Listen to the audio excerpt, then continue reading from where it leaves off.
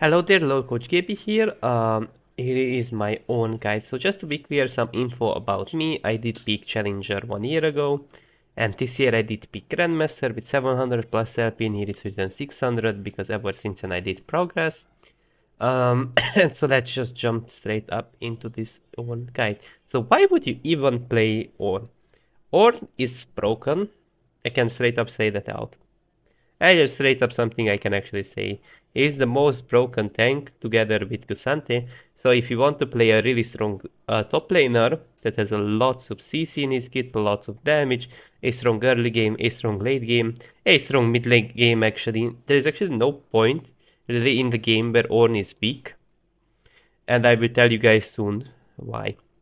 So here's the thing about Ornn, even in counter matchups, the issue is that some champions will counter you for a period of time like Darius, but then in team fight suddenly he will be useless into Ornn, right? And even into rougher matchups you can utilize your Q to last hit or your W, right?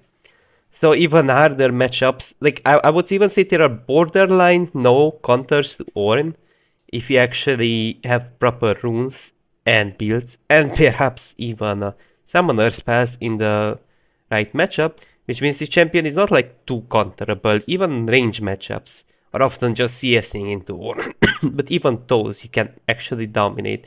So countering wise, there isn't like enough counterplay to Ornn. It's just like, I would say even champions like Camille, people say Camille counters Ornn, right, or Fiora. Even these type of champions you can really easily outskill, and once we get to the matchup section of this video, I will show you guys how to do it, of course. So the main reason why you want to play Ornn, as I said, he is OP, he's broken, I straight up can say that out. He has bunch of CC in his kit, he has a lot of damage, you can knock up people for more than, of course, more than 2 seconds, right? Which is definitely great. From the other hand, as I mentioned it before, you're good at every state of the game pretty much. Sometimes your early game is a bit weaker and you can't kill your opponent, but that's totally fine if you just kill as Ornn. And I would say like the only weakness of Ornn is really if the whole enemy team counters you, if that makes sense, because if they don't have enough counterplay towards your ult, such as a Yasuo Windwall or something, very likely you're gonna get it off, right? So they have to actually have multiple counters into Ornn, because lane counters are not too potent. So I would say that would be one of the weaknesses of Ornn. The other weakness would be that he does not have instant peel compared to, let's say, Kusante, that he can ult away people, right? So his peel is a bit slower actually, generally speaking is a bit slower, especially if there is no terrain around, because it takes some time for Ornn to actually, for his Q to actually pop out, then he can look for a knockup, right? The same way, even if your allied AD carry gets engaged on, you can ult, but it takes time until it arrives and you can recast it. So you don't have that type of Leona type of instantaneous peel. So his peel is not the fastest. That's what I would say that could be arguably a Ornn weakness.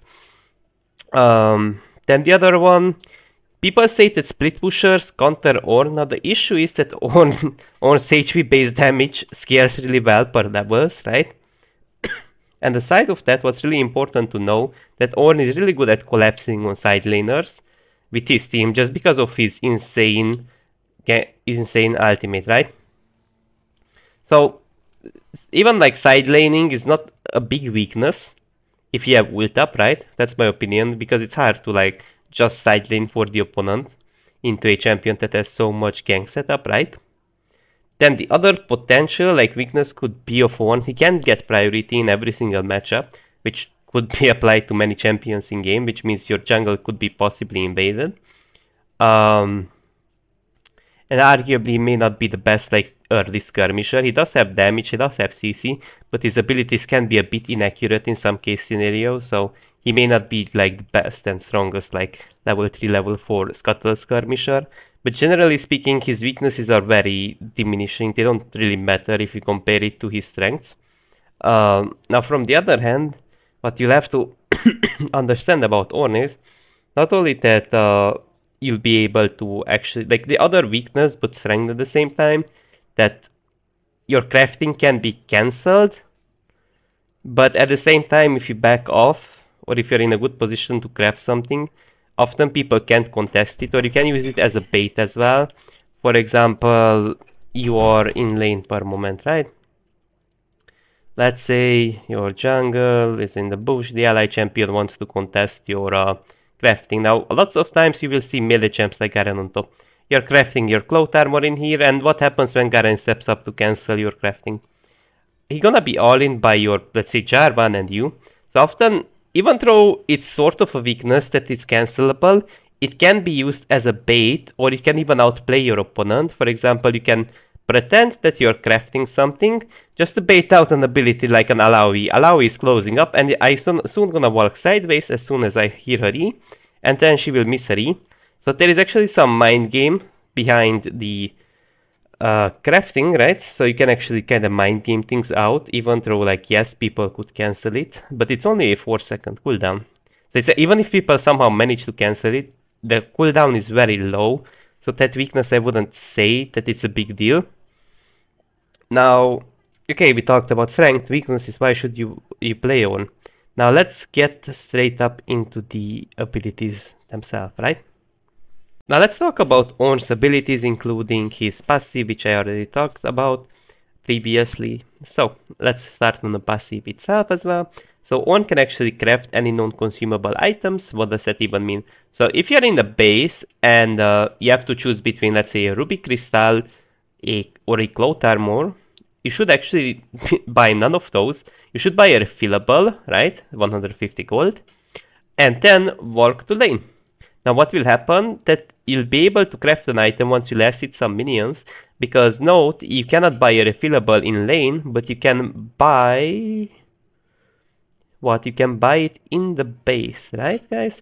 So that's the trick behind it. You should buy consumables in the base, because you can craft items anyways. That's just a small little trick you can use on Ornn, of course. So always aim to get a refillable over a ruby crystal or a cloth armor in base, and in lane you're gonna build, of course, a cloth armor, your ruby crystal, or what have you. Now, from the other hand, this item does have actually passive, my bad. This passive does actually have another effect besides that you can craft items. One of them is Ornn gains an additional 10% bonus health, armor and magic resist from all sources. This value increases by 4%. Of these bonus stats per mythic item, Ornn upgrades into a masterwork, right? So it means the more you upgrade people, you're gonna get value out of it as well. It's not only that your AD carry or your mid lane gonna get value out of your upgrade, you're gonna get something out of it. But first of all, you gotta wait till level 13, and after level 13, you can actually upgrade items, right? I'm gonna show you guys a tier list as well of the upgrades.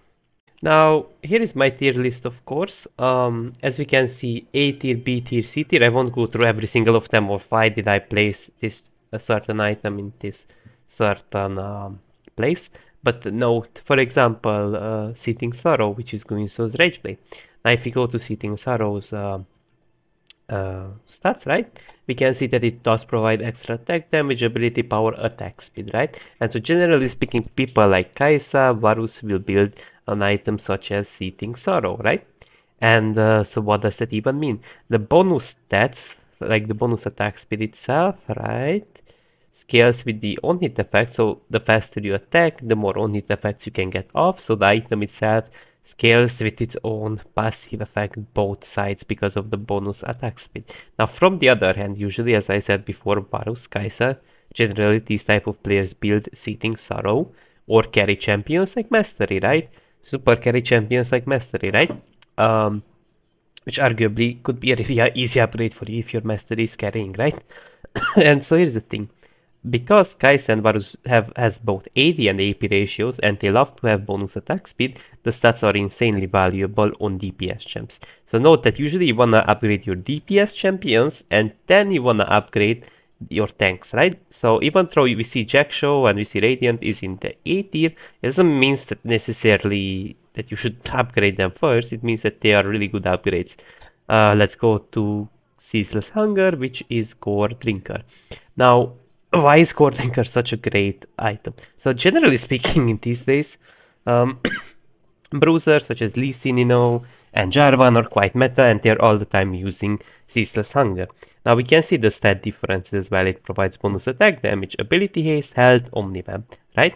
And so all of these stats scale with the passive itself. So what does that even mean? We can see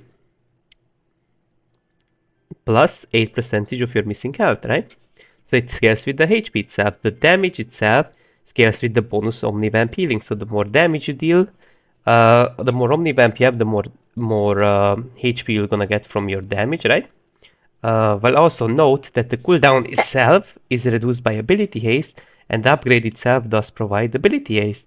And the attack damage itself also scales with the Omnivamp, with the bonus Omnivamp itself. So the item scales with itself. From the other hand, we can see that the radius will of course remain the same, but what's a notable thing, for 20% AD plus 8% of your missing HP, right? That's how the healing works. Now the damage always gonna be of course flat, which is generally speaking a really good upgrade on a champion like Lee or Jarvan. Now from the other hand, Infinity's Edge. Now why Infinity's Edge itself? It only provides 30 AD, no additional stats, only 30 AD. Now that 30 AD is very good, because generally speaking champions like Jhin, Draven, Tristana, champions that have already high AD ratios, Caitlyn, right, build Infinity's Edge, which means that 30 AD is insane. It's really good to have that bonus 30 AD, right? Aside of that, this also scales with its passive, which provides 45% crit damage. It's a simple logic. The more damage you deal, the more you're gonna deal with more damage you're gonna deal with your 45% bonus critical damage, of course, which is definitely great on Jhin, because he gets bonus AD already from his passive, right? And his force shot will deal lots of damage, even in his ult or when it comes to his basic attack. Force shot, right? And overall his abilities have very high AD ratio. Now let's move on to the lower tiers. For example, Liandry's Anguish. So why is Luden's Echo in A tier and why is Liandry's Anguish in B tier? Now the reason behind that is quite simple. We can see some stat differences, right? For example, oh, excuse me. We see the stat differences, right? 30 AP, we get 5 ability haste and 200 mana, right? That's it. Now, if we go to Luden's Tempest, we notably get also, what? 20 ability power. We get 5 ability haste and 4 more magic pen. While note, you also get 200 more mana. Now, again, the bonus mana scales with the passive itself because it has an AP ratio, and the magic pen also amplifies a little bit the passive damage, right? Now from the other hand, the mana is not too useful both on Liandry and Luden's, but sometimes it will help, and the ability haste is nice to have some extra, right? Well, note that there are similar items, and in some case scenarios maybe a Liandry upgrade is better than a Luden's. The thing about the Luden's upgrade is it will more so allow your burst damage carry like a Zoe to go for a more consistent one shot, right? While Liandry's DPS does increase, it's true, but it doesn't really like allows the same things to happen, if it makes sense, right? Because one could more likely assure you to get a kill than the other one, right? Now, for example, why did I put lethality items like Eclipse in the bottom and Duskblade can be on the top, right? So why is that even a thing? So, because some items are generally not good. So it's not only about the cost efficiency of the upgrade. It's just like some items are just not good, right? Because I'm talking both about the order and about the efficiency of the upgrades, right? Because some items are on the bottom, like Crown, because generally they are not good items, and the upgrade is not just great, it's just not too great on Crown either, right? For example, if we go to Duskblade of Darktar, we can see the stat differences already, right? So we get 15 AD, more ability haste, great, and we also get more lethality, we get 26, right? And so why is it more important to have more damage on Duskblade than on the other item? Because we got a passive effect that can deal up to 16% damage, of course, right? Based on missing HP, right? Now, we cannot, which again scales both with the attack damage and with the lethality part, right?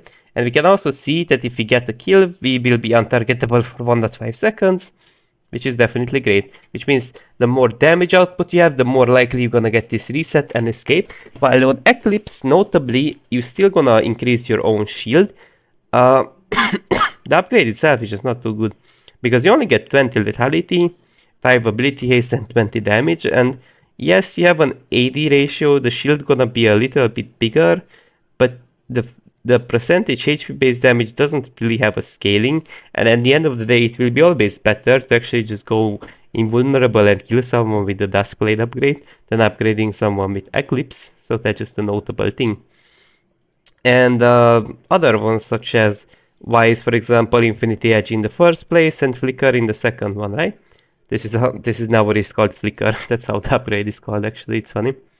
For example, Flicker on, right? If I type this, that's how the item is called. It's funny, right? Now, because we can see that it only provides damage, right? Only provides 20 damage. That's it, and pretty much like 10 ability haste, which often is not too great, because the more like the lower your ability haste is, the more diminishing the passive becomes. So it's not insanely useful then. So I would say like this is just one of the worst upgrades in a way, because it has some form of anti-synergy as well, sort of in the Navori passive itself.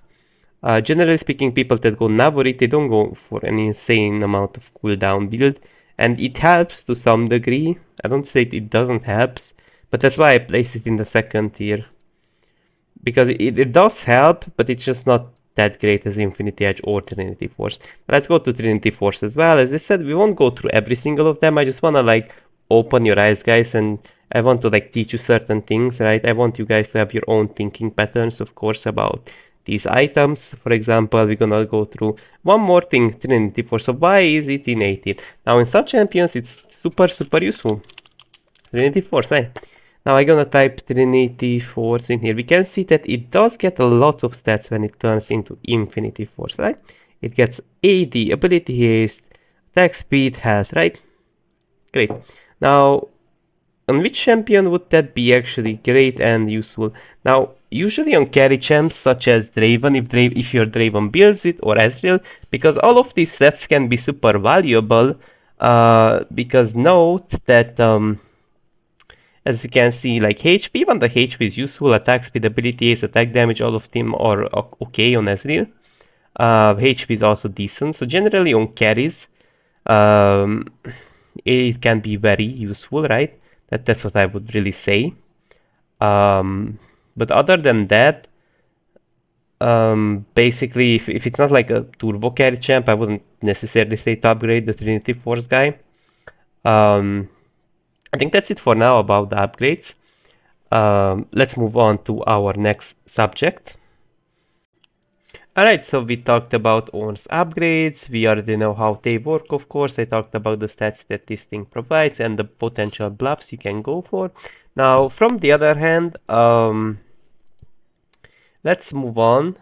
Now, crafting, what you will craft will be, of course, specific to every single matchup, which I will talk about when we go to the matchup guides, but now we want to talk about the abilities themselves as well.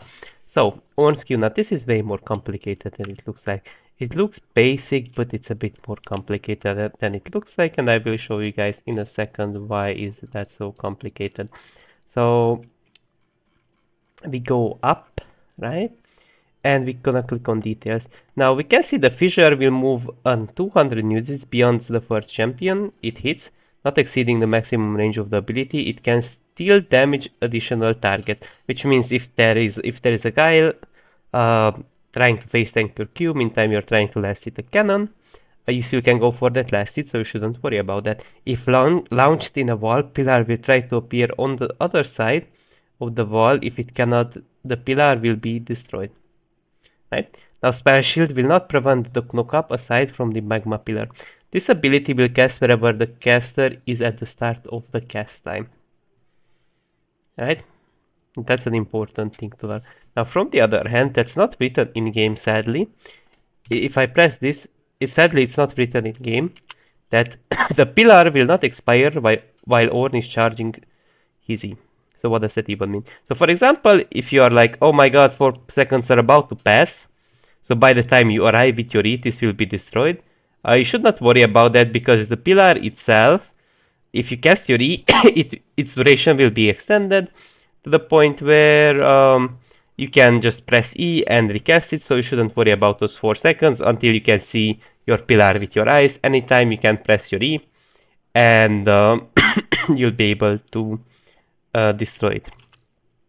Now, from the other hand, there isn't much additional info, of course, beside the cast time is 0.25, target range 750, width is 300, but I don't have to go in too many details, of course, about that with you guys. Now, from the other hand, how do you even utilize this Q in lane? You can use it as a poking tool, right?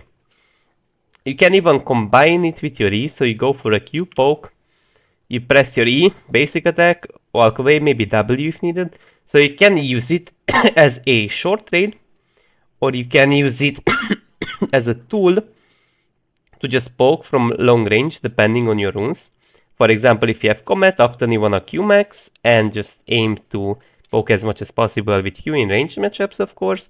But in melee matchups, often your goal is to not only Q, sometimes queuing is fine, you know, but what you really want to do in lane with your Q is stack up grasp, then press Q, and because your Q itself slows, and you get the approach velocity movement speed, right, approach velocity, it's really easy to connect the grasp basic attack or look for a W depending on what you can do in your matchup per moment, right?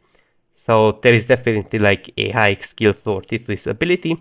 While also note that you're gonna use this ability differently depending on what do you do. For example, let's say Baron spawns, right? And so what happens when Baron spawns? Your Q does not deal much damage at any stage of the game. Your Q will not deal much damage to the Baron, right? And so more than often what you want to do is actually zone off areas. Tesseract is still here. It will not die apparently. So you want to zone off areas pretty much in different directions instead of using your Q aggressively into the Herald, because it just simply does no damage. So your point is quite often to zone certain areas such as this wall, because it will, generally speaking, disallow the enemy champions to gap close into you or into your team. So these very small choke points can be completely blocked off, right? Which will actually demotivate the enemy team to contest the Baron. Now, from the other hand, when your team is sieging, this is really good to do, especially into short range AD carries such as Lucian. What you want to do is to go for a zoning pillar. What does that even mean? So for example, minions are under tower, it's mid game, late game, right? And there is the enemy champion, of course, right? There is the enemy Lucian, for example. And there are your allies sieging the tower, right? Now, what you want to do is to never queue this area, because you can already get a knock up of the tower, right? If people are tower hugging or wall hugging, right? What you want to do, you want to set up a zoning pillar in between the tower, right? Like this. But why would you even do that? Because Lucian can step up to actually contest the push itself, right? Because if he steps up, then two things can happen. If he walks up into your pillar, he's gonna be knocked up. If he walks into the tower, he's gonna be knocked up, right? So it's actually difficult for him to contest even the wave. Not to push your team away from the tower, but it's even difficult for him to actually zone you away from the push itself. So it's very important to use it as a zoning tool when your team is sieging beside of these small choke points. Now, from the other hand, another like notable thing about your Q, it has a small knock up if people are staying under it, which will generally help you to proc a Mundo Q. But in some matchups, you gotta be very careful with this, because Fiora can actually trick you. And for example, because this does a small knock up, she could parry that, so you gotta be careful with that. In that case, you can also mind game it by pressing W or ringing a bay, up to you. But you should be careful with certain interactions, that's all I'm gonna say. While also sometimes your own pillar can mess you up in some case scenario when you want to in, of course, so be careful how do you pillar. For example, if you're chasing someone, sometimes it's not the best idea to try to hit the pillar, because then you sort of cut off your own way from like looking for a potentially into to a wall. So sometimes you can mess yourself up as well with your own pillar. Okay, now we went through the pillar itself at most. Do you guys think it's over? It's actually not. It's actually not over yet. Because why do I even say that? There's actually a really cool trick I found on YouTube that you can use to wave manage more properly. Look, I'm gonna type this really quick in YouTube and we're gonna find the video itself.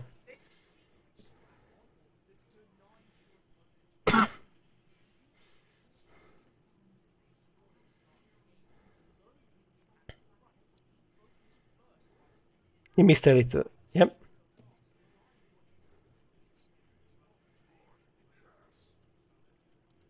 Now we see he lost some degree of mana, right? But in some matchups, you don't have mana issues on Ornn in general, and you can even take biscuits. So this will deny one minion, which is definitely useful in matchups like Irelia. If she's leashing, it's even greater, right? So this is a trick you can use, of course, if your opponent is leashing. But there is another one. So this is a bit safer. This is safe, right? And especially it's great into champions like Darius. Right? But what you can also do is to basic attack the backline wave. So if you're not in a volatile matchup where Darius just pops out of the bush, then all-ins you just because you step up. There is another trick you can utilize is to basic attack a minion in the backline, and that what will happen, level 1, is that all 3 of them will prioritize the same minions, which generally speaking it will mean that one minion will die when they're leashing or when they're trying to push cheese, so they're forced to walk out for it. But I think that's it pretty much about the Ornn queue. I know it takes a lot of knowledge and a lot of... it's just very complicated. It looks basic, but this queue is very complicated as it is, right? Let's move on to the W ability itself. This looks again a bit basic. It's a bit more complicated than it looks like. And why do I even say such things? Now, note that you can actually utilize it as a poke. It has a certain distance and you're always walking a teensy bit forwards, while also, watch out, you're unstoppable, right? You are unstoppable, which generally means that you still can be CC'd, so the CC will still last on you if it's a stun effect, but if it's a knock up or a knock back, let's say like a poppy wall in the E or vein wall in the E, those type of things will be of course denied. Now some champions have, like for example, Cho'Gath knocks up and slows, right, with his Q. Now the slow effect won't be countered, but the knock up will be countered. Beside of that, like some people would think it counters Ornn's, for example, Urgot's ult, my bad. It doesn't really. It counters some ultimates. For example, this can get to be more complicated in specific matchups. I'm gonna say some examples. So it can counter completely a Mordekaiser ult. So when Mordekaiser ults you, all-ins you, often you're dead. But with Ornn's ultimate, if you W exactly when he ults you, you can actually completely counter it. So there are quite a lot of matchup specifics you can utilize. If you get CC'd by any chance, then this will counter it as well, and you'll also go for a short trade right after. For example, if a Kaggle jumps on you, you can utilize it as a counter attack. So often, this W is often about not necessarily using it as a initiating spell. Rather, you could use it as something that you counter attack with, if it makes sense, right? And often you want to also combine it with your Q, so you want to Q W, because then your W will be a bit more accurate and consistent when your opponent is already slowed down, and it's less likely that the enemy champion just gonna sidestep it, right? Okay. Now from the other hand, the brittle, as you can visually see, the damage itself scales up not only with points but with levels. So it's really weird that Ornn is kind of a Betrayer, he's a tank. That's also a anti-tank, right? So his damage scaling won't be low the more we go up with the levels, right? We can visually see that this ability will hurt really badly. And one thing I didn't talk about yet, right? Now the W itself can knock back a little, right? Which generally means it will actually allow you to go for even better trades, right? Now that's one thing you should watch out for. There's like a trick you can actually do with your W aside like countering certain things. Sometimes the trick itself is actually not basic attacking someone, but rather walking to the side, and this can bait out certain things such as a Fiora parry, a set W, then you sidestep the W and you hit it off when his shield is either turbo shrinked or is gone. So sometimes the mind game itself is to actually not knock off your W instantly instead of waiting with it, because remember, this ability sticks to the enemy champion. It doesn't instantly falls off, it sticks to the enemy champion for 3 seconds, which means you can even bait out certain abilities that normally people would use against you to counter you, and then you can sidestep it, right? So it can be used in many ways. Now generally in lane you'll also use it as a really good wave clearing tool. The wave clear is again quite simple. So we are in lane, right? And so how do you wanna use your whole like combo is generally quite simple. You wanna press Q, then W, then you want to knock things up, right? You wanna knock up the backline. Now early on you will have less damage, which means you also have to like knock the minions up, so you're gonna proc the brittle in the backline minions, right? So generally speaking, this and your Q itself can be used as a very easy wave clear. Now note that even though it's a small dash, you can't really go through walls, right? Like some people think you could go through walls, you can't really go through walls, if that's what like some people are thinking of. And now the other trick is the blast cones themselves. You can't really basic attack and then W, because it will cancel your basic attack, right? But you can be tricky. For example, if someone is trying to hit the blast cone, then what you can do is quite simple. You can actually W it, and for example, here is the enemy Garen on me. He wants to hit the blast cone, and I can W it, so I don't end up on the same place as he does. So that's a trick you can do if someone else is hitting the blast cone. From the other hand, there's another cool trick. You can utilize it against heralds and rakes. You can actually W their knockback. Now, generally speaking, against the herald, you would rather sidestep it, but if you can only W it, W the knockback. Against Drake, you can do pretty much the same thing. You can W his knockback, which means that you'll be able to kill the dragon slightly faster. Now, from the other hand, there is a small little insect you can go for, which is just it's just like a cool little trick you can utilize to get an extra tower shot in. Like, ayo. You can actually just insect people with Ornn, like watch. And you can push people under tower and they'll take one extra tower shot. This trick will be sometimes very rarely useful, but there is actually an insect you can do on Ornn. And if you so prefer, you can like say like it's gonna be useful into certain into certain things. If you wanna dodge maybe a Fiora parry, if you can just sidestep in time, or you see she's parrying, then you wanna instantly flash to the side because it won't cancel the basic itself. From the other hand, like this trick will be more so useful if that small pushback does matter in very niche scenarios. For example, the enemy champion is trying to escape under tower. Now this will help in very niche scenarios where you wanna knock back a little bit the enemy champion, so it's a little bit less likely they're gonna escape. But this is just one of those like very niche tricks you can of course do on. Now aside of that, one of the notable features I didn't talk about is the brittle itself. Immobilizing effects on brittle targets have their duration increased by 30%, right? Now this doesn't apply to knockups, and Ornn has 2 knockups, but note, it applies to knockups that have a second effect, such as first of all it knocks up, then it stuns, and that applies to champions such as Ornn, because as we can visually see, say we look at the ultimate itself, right? So there are many abilities in games, such as Ornn's abilities, that first of all knock up and they stun. For example, we look at this guy, right? We see knocked up, and that's totally cool, right? And in here, if I recast my ult, we see airborne, but then we see also stunned. So some abilities, such as Ornn's abilities itself, take knock up, but they also stun, right? It also does actually stun. For example, as we can visually see, E does knock up and stun.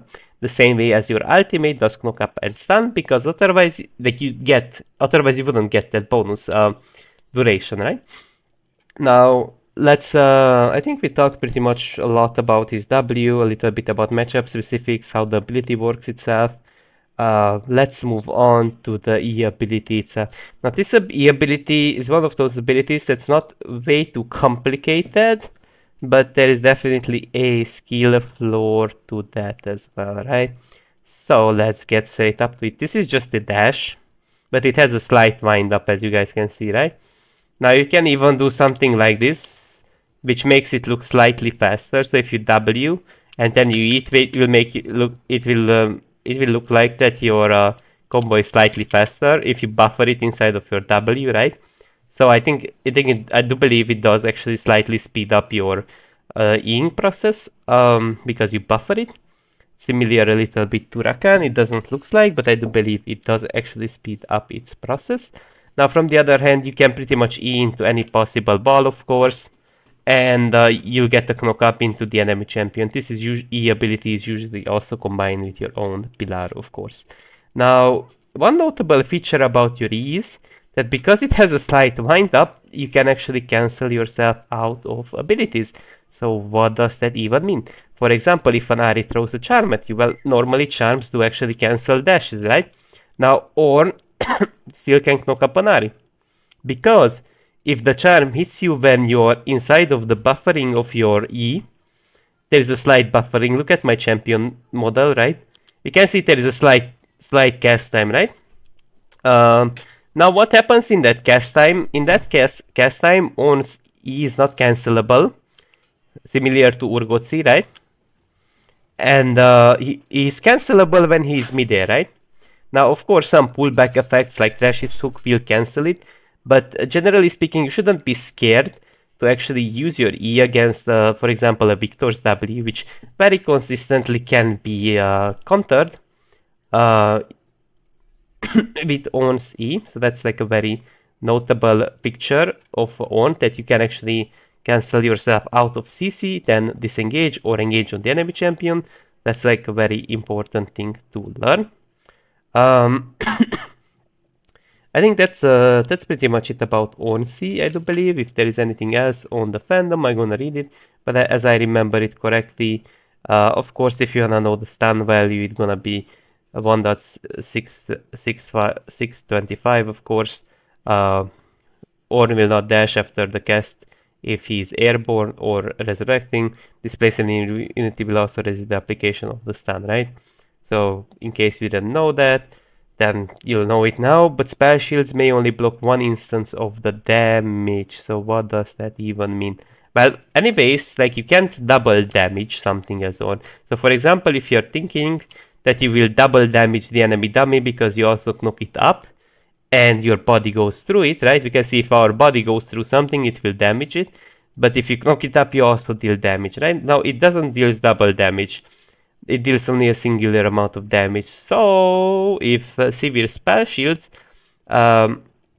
severe per moment spell shields, right? She may spell shield the first part of your E, but the knock up itself won't be spell shielded, which is a cool little feature. So that's a actually notable thing about Ornn's E. And it's also quite great that it has a very low mana cost, right? Like Ornn generally has a very low mana cost, right? I think that's pretty much it about the E ability. Now let's move on to the ultimate itself. This ultimate itself takes a lot of camera control. So you actually have to learn how to move your camera, especially outside of laning phase. And you should also like learn how to like already know the ranges on Ornn's ultimate, right? So this is how the RAM itself looks like, right? This is how the RAM itself looks like. We can see it visually with our eyes. Now, one notable feature about this RAM is that you can actually recast it quite late if you want to delay it, because they have a specific stasis on themselves, or either you just want to delay it because maybe a Fiora is parrying or something. So you can actually walk quite back and recast it really late. So you don't have to instantly recast it whenever it reaches the target like this. You can actually delay it, because as long as your body is inside of the of your ultimate, you'll be able to recast it like this, right? So you don't necessarily have to bump your head into the RAM. You can actually just late recast it, which is definitely a useful trick in these situations, right? Now in here I messed it up again, but it's a very niche way of, yeah, it's a very niche way of proccing it, so it definitely takes some practice, of course. But definitely you don't have to like instantly bump your R, right? Now, from the other hand, sometimes you don't necessarily want to recast your ultimate on a target that's already dead, right? By the time you recast your ult, this target might be already dead. Now, the cool thing about Ornn is you can actually recast your ult in a different direction if it's not a good target anymore to recast on the same target your ult, which is totally fine. So you can actually recast it in different directions. You can also recast it in opposite directions as well. That's like the cool thing about it. Now, sometimes also note that you want to ult backwards as Ornn, but why the hell would you even ult backwards as Ornn? Now, the reason behind that, it might be surprising. This is again like champion specific. For example, if they have a Braum, you don't necessarily want to ult in, because you're gonna completely soak your ultimate with his E, right? And so what you actually want to do is quite simple. You want to ult backwards, because yes, he's still gonna soak your ult with his E, but he will be at least knocked up. So the first knock up will be actually applied, right? That's a very notable feature about Ornn's ultimate, right? Alright, now from the other hand, what else can I tell you guys about Ornn's ultimate? Now, the damage won't be too high, but the brittle itself will actually deal damage, so don't worry about the damage itself, because it applies brittle and they slow itself. So don't worry about that it doesn't have a high flat damage, because it does actually apply brittle, which is again just it's gonna deal damage. But one notable thing about this ult is that we can see that the knock-up applies to the first champion, right? And subsequent enemies will only be knocked up for 0.5 seconds, right? So we should aim to like ult a priority target as the first champion, right? Again, like it has sideways hitboxes as well, in case someone didn't know it. So you don't have to like, people have this neediness where they believe that you can only like knock ult back when you hit the ram's head like this, but and the icon itself looks like that you should hit your head into the ram, but you can hit it to the side as well, right? So it doesn't matter like how do you ult, you know, you can even hit the back of the, you can literally even hit the back of the ram, right? So it's not, it looks like that you can only bump your head into the ram, but you can ult in so many different ways, of course. Now, generally speaking, in lane, there is a triple brittle combo that you should really know how to do. Right, so for example, one of the all-ning patterns, right? And I'm gonna show some short trading patterns as well. Now, the triple brittle combo is actually quite simple. You pretty much can do it in different ways, but often it goes like this. Oh, I messed it up already, my bad. I messed it up already. So, depending on how you can pull off your combo, of course, but it can look like this as well.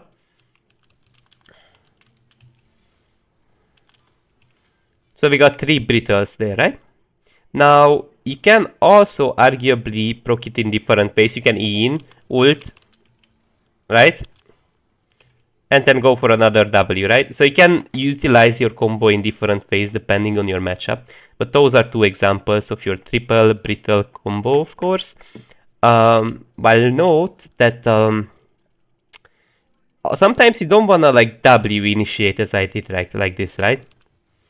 But why wouldn't you do it? Into Mordekaiser, you can all in and kill a Mordekaiser, but you have to like win a skill check where you have to W his ult, right? So your jungle can gank you, or you can kill him alone in case you get to win so many short trades early on. So note that in some matchups you may not want to like initiate with W because it's gonna mess you up. This is just a generic combo you should go for when your opponent is low enough for you to find a all-in angle. Alright, now we pretty much talked about everything possible, right?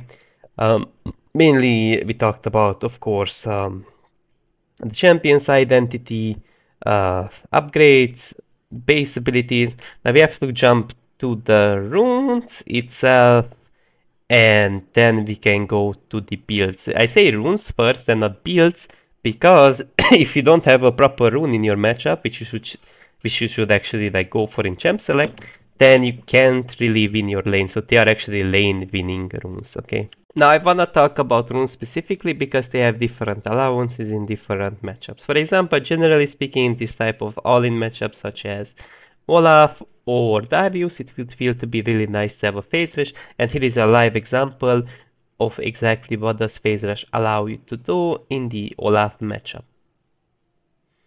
You can phase rush out of his ult smoothly. Now Olaf's ult hard counters on, but with phase rush itself, you can actually disengage from his Q slow and out of his ult, which generally will mean that he has no ult and he's way weaker right now, right? That's like a very good way to bait out his ultimate. And also note, you're gonna of course go for the generic runes such as Transcendence, Scorch, Biscuits, and Scaling Boots of your choice. Like you're gonna build whatever you want to get out of magical footwear. If you need plate seal caps, you're gonna get plate seal caps. If you want to get, of course, mark threads or anything else, then you will build those, but out of magical footwear you will get free boots. That's the important thing you'll have to understand, because mainly in this type of matchups you wanna just like scale as Ornn. So let's jump to the next rune. Now let's jump to the next build, the Comet build. So what does Comet allow you to do? Now generally speaking, you want to take it into range champs if you want to win lane, but you can also take unsealed spellbook if you want to have actually a more consistent team helper rune. Now Gangplank can be also treated, even though he's melee, his abilities are ranged and he's sort of a lately, while also it's difficult to get a proper grass proc on him because often he will space you, and even if you get a grass proc, usually you're gonna regret it because he's gonna barrel you, proc his passive on you, so usually it does not end up well. So usually what Comet does and Scorch, it means that you generally have more poke, which means it's easier to sort of force the enemy top laner to either recall or kill them. As you can see, Comet combined with Scorch already dealt over 150 damage, while note they are ranged, so you don't have to go in melee range to proc it, which is again great. So it will generally allow you to get more laning phase dopamine. So that's where you want to use the Comet. Now let's talk about Grasp as a rune. Now note that you need to stack it off the minions by basic attacking them, so usually you want to have it up before you go into champion combat, and usually you want to W and then basic attack with Grasp and the W proc, but it's not a big deal if you don't have W up. Usually we'll take it in matchups where melee matchups overall, like most of the melee matchups, with some exceptions, of course, where you take phase rush or other runes, but this is your bread and butter rune of choice. What it will allow you to do, it stacks HP, deals a bit of damage, heals you. So this is like pretty much the rune you want to take into melee champions. Into range ones, it's actually hard to go for this rune just because it's hard to get procs or range champs, because they generally speaking won't fight in melee range, if it makes sense, right? It's just like the plain and simple melee DPS rune, right? It's just a melee short trading rune, right? That provides you a little bit of a DPS as well in long run. Now we're gonna talk about Unsealed Spellbook. This is the generally unrecommended rune. Now why do I even say it? Because it has a high complexity and you won't know what to go for per moment. So I would only recommend this rune for people that are already high elo, because in low elo you can still win through lane with Grasp and Comet. This is the type of rune that usually plays for your team. It's more so useful outside of laning phase. Inside of laning phase you still can utilize an ignite or a cleanse or something, but generally speaking you will play for your team. With exhaust and heal, for example, you can peel your team. So you can use this type of summoner spells in many different ways. With Ghost you can engage more smoothly or disengage. With Exhaust you can, per usual, peel your teammates. It's not for yourself, it's for your teammates, right? Barrier is just like a simple shield, of course. Ignite is generally useful if they have a front line, such as they have an Aatrox, of course, it definitely helps a lot. Smite, again, it's not too useful, because generally you will get the basic 600 damage version of it, so it's just unrecommended in my opinion. Uh, Cleanse is one of the things that's a bit more notable, because when you ult in, it will be easier to recast your ultimate through CC. But again, it's very unrecommended if you're a beginner, especially in low elo, it's highly unrecommended. So I think that's it about the runes for now, and let's jump to the builds, of course.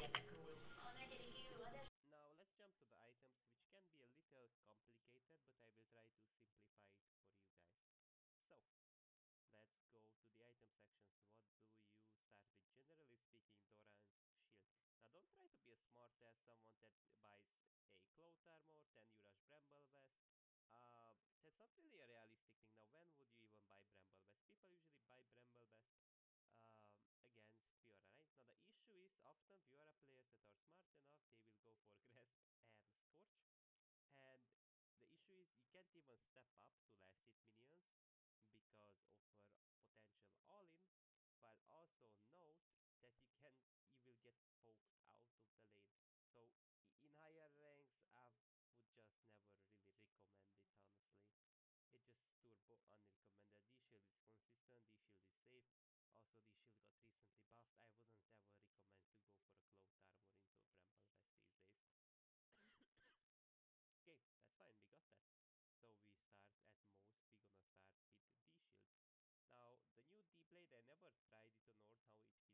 which can be a little complicated, but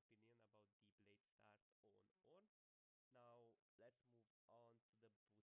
So, let's go to the item sections. What do you start with? Generally speaking, Doran's shield. Now don't try to be as smart as someone that buys a cloth armor, then you rush Bramble Vest. That's not really a realistic thing. Now when would you even buy Bramble Vest? People usually buy Bramble Vest against Fiora, right? Now the issue is often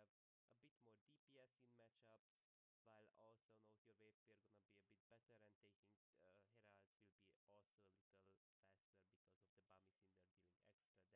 players that are smart enough, they will go for Grasp and Scorch. And the issue is you can't even step up to last hit minions because of her potential all-in, while also note that you will get poked out of the lane. So in higher ranks I would just never really recommend it, honestly. It's just turbo unrecommended. D-Shield is consistent, D-Shield is safe. Also, D-Shield got recently buffed. I wouldn't ever recommend to go for a cloth armor into a Bramble Vest these days. Okay, that's fine, we got that. So we start at most, we're gonna start with D-Shield. Now, the new D-Blade, I never tried it on Ornn, how it feels like. You could experiment with it, but I don't have an opinion about D-Blade start on Ornn. Now, let's move on to the boots of your choice. Should you even start with boots? When do you start with boots? When you don't do that? So, per usual, you will start with a Bummy Cinder in winning matchups where you are allowed to all in, which will generally allow you to have a bit more DPS in matchups, while also note your wave clear gonna be a bit better, and taking heralds will be also a little faster because of the Bummy Cinder dealing extra damage to jungle monsters. Now note that this is the item that you wanna insta rush, as I said, in winning matchups. This is the general item you wanna go for. But in some matchups that are super non-interactive and you don't want to push, that depends on the matchup of if you can beat your opponent or not. Generally speaking, Radiant Virtue is your item of choice just because it's way cheaper than Radiant and it does also support your team. So more than often you wanna go Radiant, don't go Jack Show. It's not even on my radar, okay? So generally speaking, as a Mythic of Fate choice, it will be either, how's it called? Iceborne, right? Iceborne Gauntlet, right? Or it will be Radiant Virtue. So Radiant Virtue will be your choice in mainly scaling matchups, or if you want to play to peel your allied champions. It's super useful into champions that have resets, such as Katarina and Viego, or champions with, so it doesn't matter if it's with or against, it's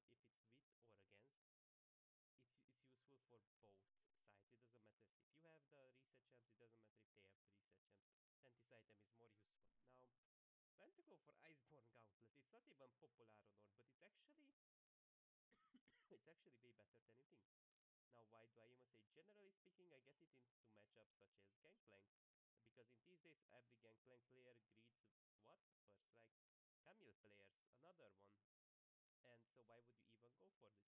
For example, realistically, in a all-in, you can get multiple Shin procs off. So just watch my video on Iceborne Gauntlet on Ornn. Now note they didn't have too many AD champs, so it's also again more preferable if they have AD champs. But it will generally allow you to superstorm the enemy scaling champs such as Camille or Gangplank. also plates will be very easy to be taken down. Which generally speaking, Shin will also help you a little bit to take your eyes down. So it's this very snowbally item on Ornn that also gets your head but denies them from possibly even like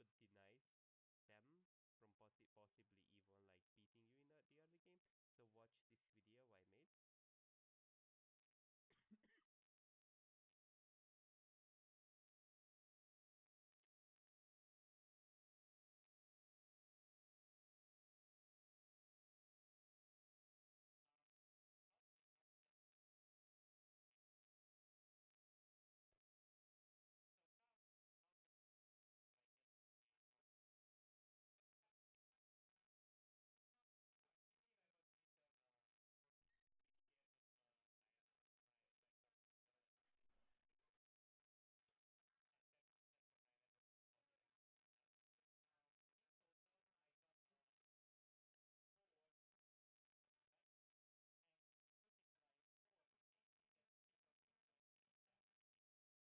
That's a lot of damage. And that item, notice not like longswords, right, or a Serasetter, it actually does build into a tank item that you could potentially go for. And the other notable feature is that it allows you to disengage from empowered basic attacks after a trade. Like if Gangplank gets his like, let's say passive reset of a minion if you want to disengage after your trade after Iceborne, it taps a lot more into Camille, so she can get off her juicy divines under her empowered Q proc. So it doesn't only like helps you to smash these champions in the early game, it also peels your teammates because of the slow and the damage reduction from the Iceborne Gauntlet. So that's the very great thing about it, while also it allows you to have a really good chasing power. So overall, this is the turbo underrated Ornn item. So that these are the situations where you wanna go for it, and usually you wanna rush the damage component, which is the sheen, because you have, as I said in the video, you have a very high base AD, so this is sort of the sleeper build on Ornn. Now, okay, so we got it. Now, most of the items are generally situational on Ornn. So for example, you get your first item, but sometimes you build around it. Sometimes you get situational items. For example, depending on the enemy champion. Some champions like Camille, they don't heal too much until first item, right? As an example. So you want to get your Iceborne, and then you want to go for your what? Thorn, Mail, or at least Bramble Vest to deny their healing, right? Now, it certainly depends on the enemy champion, as I said before. Uh, while note that once we get some levels, we're gonna get our own upgrade as well. So Sunfire is another offensive choice that will allow you to carry. It's a low elo recommended from my opinion to go for Sunfire. It's a low elo recommendation, of course. Um, Thornmail does something similar damage-wise, but it also applies Grievous Wound. Um, Now, again, other notable things you should actually build on Ornn are Randuins if they have a lot of crit chance. It doesn't matter which mythic you go for. Again, it's only dependent on them. And so, generally speaking, after your second item, Gargoyle is more recommended. But you can definitely go also Gargoyle second, which definitely helps you a lot. Sort of into champions that will get resets like Garen and Darius, but I would generally third, fourth item it because it's a scaling item and it's very expensive.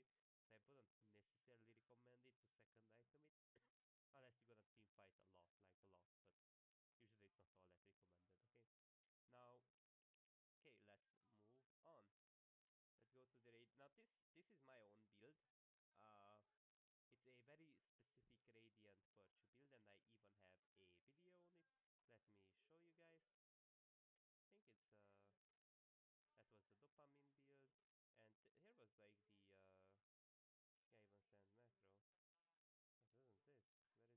yeah, even send macro. What isn't this? Where is it? Let me just find the video, guys. Give me a second. Oh, I think I found it. It's on YouTube. So the other one, of course, is the exit. I call it Exit the Matrix Radiant Virtue plus Redemption build. This is my favorite, and in my opinion, this might just be the best Ornn build because often you wanna just play around your team, right?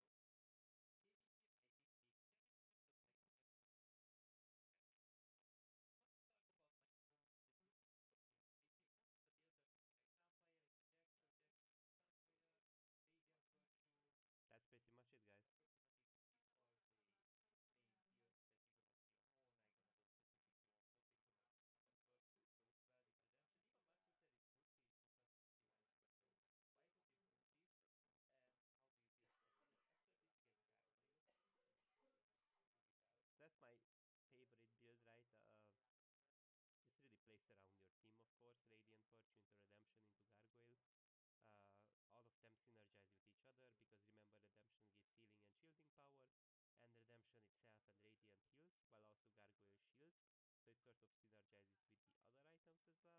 while also Gargoyle shields. So it sort of synergizes with the other items as well. And it does also 10% HP base damage, which is true damage of course, which synergizes really well with your other HP based damage abilities that you have in your kit,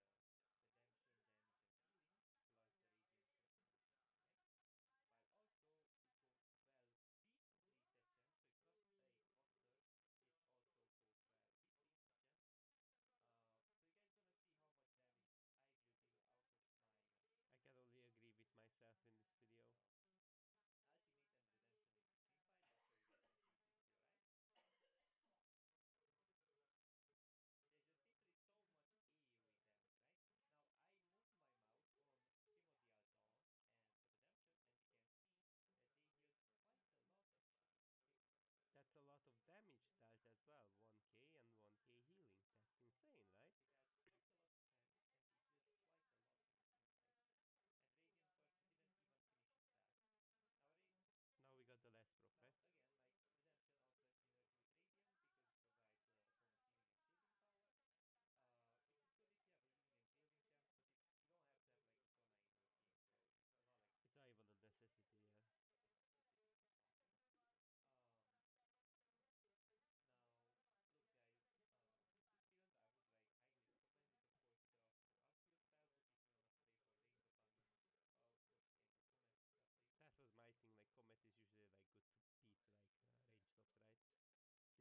Now, why would you go for this build and what does it allow?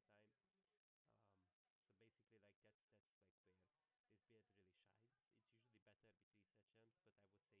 into resection, like Diego, so it's less likely gonna get taken through the redemption, damage, and healing, plus the radiant fortune next, while also it goes well with resection, so it's not a monster, it also goes well with resection. So you guys gonna see how much damage I will deal out of my I can only agree with myself in this video. Ultimate and redemption into team fight. I'll show you guys some pieces here, right? There's just literally so much AoE damage, right? Now I move my mouse on Primordial Dawn and Redemption, and you can see that they deal quite a lot actually. That's a lot of damage dealt as well. 1k and 1k healing. That's insane, right? They dealt quite a lot of damage and they deal quite a lot in the team fight. And Radiant Fortune didn't even finish itself. Now we got the last proc, right? Again, like Redemption also has synergy with Radiant because it provides a ton of healing and shielding power. Which is good if you have a healing and shielding champ, but you don't have to have like a Sona in your team, so it's a lot like it's not even a necessity, yeah. Um, Now, look guys, this build I would like highly recommend it. Of course, there are also unsealed spellbook if you wanna play for range of onion. Of course, you can go Comet play. That was my thing. Like Comet is usually like good to beat like range tops, right? It generally works even in like I played it in here in Grandmaster, Master Plus back in the time. Um, so basically like that's like where this build really shines. It's usually better with reset gems, but I would say you can generally go for it. That's my own general build on Ornn, my favorite one. But sometimes, of course, like situationally, you can get anti-heal, you can get run wins, depending on the game, of course. For example, even into like AP matchups like Rumble, you don't necessarily wanna go Radiant Virtue because it only provides you 30 MR, while also note it doesn't provide stabbage, which is not a big deal, but there is a price difference as well, and also Abyssal gives 30 more MR, so you would like it more, even more than 30, right? Even more than 30. It gives 60 plus the 9, right? For each curse target. So you don't only reduce MR, you gain MR. So overall, it's just like such a juicy item, right? Like you gain 9 MR basically from a rumble top, which usually means that you're gonna get 69 MR, right? And also you're gonna reduce, you have some AP damage in your kit like rest, W, ult and all that. So you're actually gonna get some degree of damage amp, not only your teammates. So that's where like this item can be super useful. Um, Now another alternative I found, if you really want to be annoying, you could arguably anathema chain a Darius. It's not a necessity. It's just like it's useful against Darius. It's good if you want to be really annoying and it's efficient, but it's only good into one target, so it's a bit unrecommended from me. Uh, that's my opinion about it. Now mythics don't go hard, steal, jack show unrecommended. These two are your options. And sometimes when I'm snowballing I go for even shroud, but Iceborne itself is also quite snowbally, so I wouldn't necessarily go even shroud. These support items are generally just not it, you know, because like your radiant and redemption can already heal. Um, Frozen Heart, it's something I don't generally go for. It does help because it reduces people's attack speed by 20 percentage, and it also, again, it's also definitely great into like auto attackers, frequent auto attackers because of the rock solid passive, right? But it's generally not that great. I think one time its cost got nerfed, and ever since then people didn't seem to buy it too often. Um, then one of the items I very rarely builded, which is generally not the greatest thing on Ornn, is Turbo Chem Tank. I would only go for it if you really need some extra target access and a slow. Um, the thing about this item is that it's generally not builded because there are more than often better options. But what this allows you to do, you have a smoother engage. But overall, you want to get usually force of nature if you want mobility. While also it's really good into tick damage because it provides you a lot of it's usually like something you buy after Abyssal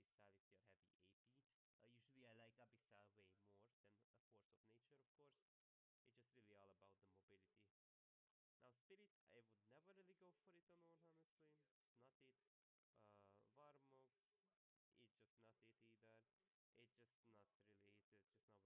It's just really all about the mobility. Now Spirit, I would never really go for it on Ornn, honestly. It's not it. Varmox,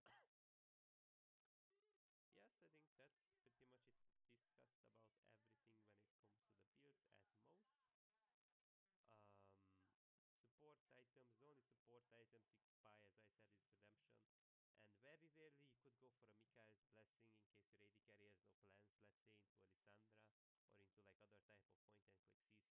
But I think that's it. That's pretty much it about the builds. Yes, I think that's pretty much it discussed about everything when it comes to the builds at most. Um,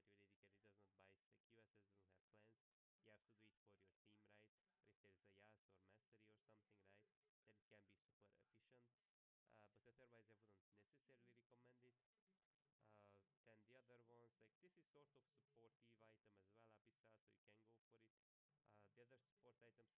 into Alessandra or into like other type of point and click CCs where it's a very big necessity for your AD carry to survive. If they don't survive, you basically lose team fights, you lose objectives. So in those type of scenarios where your AD carry does not buy QSS, doesn't have plans, you have to do it for your team, right? Or if there's a Yas or Mastery or something, right? Then it can be super efficient. But otherwise, I wouldn't necessarily recommend it.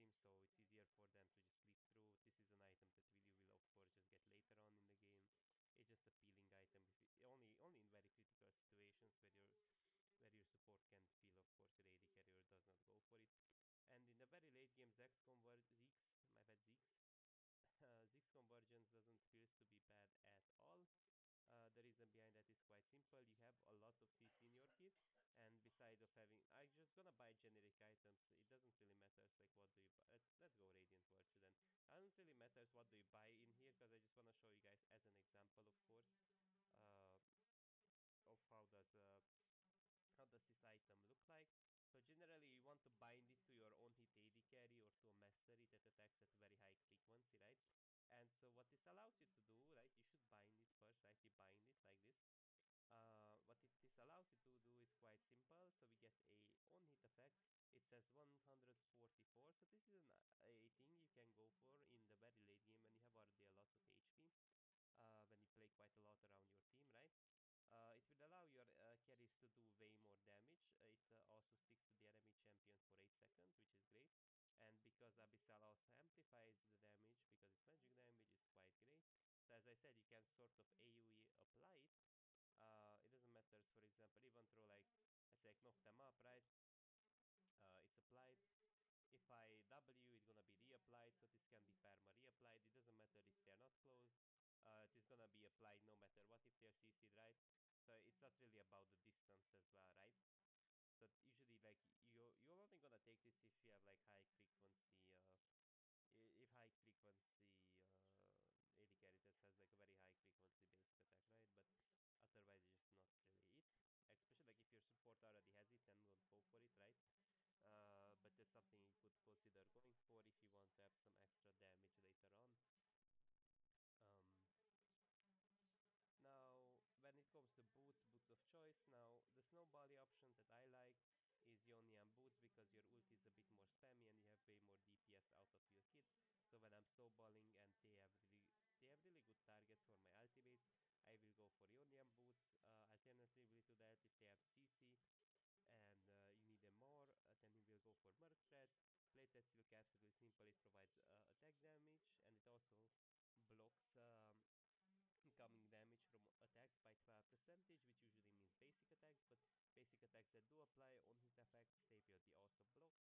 For example, this is super efficient into Belvet because it doesn't only blocks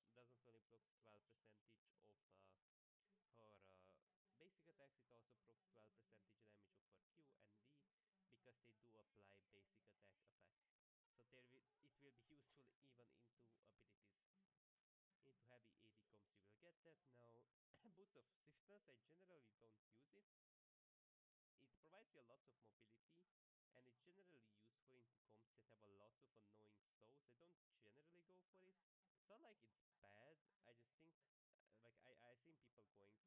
It's just not really my type of boots, honestly, because I feel like Ionia boots does something similar when it comes to like snowballing, but it's better because your abilities and your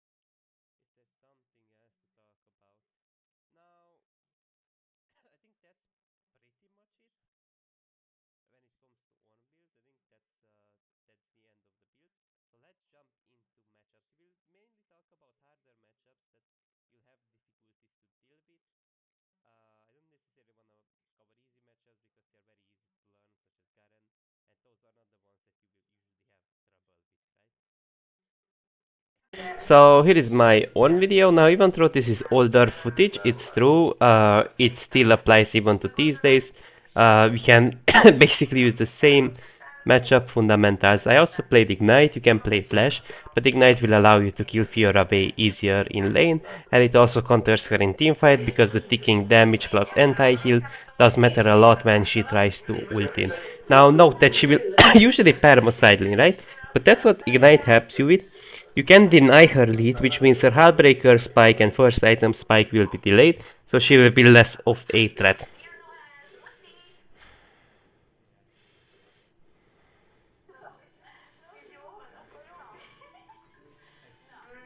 You walk backwards, so she doesn't somehow proc Stout Vital, right?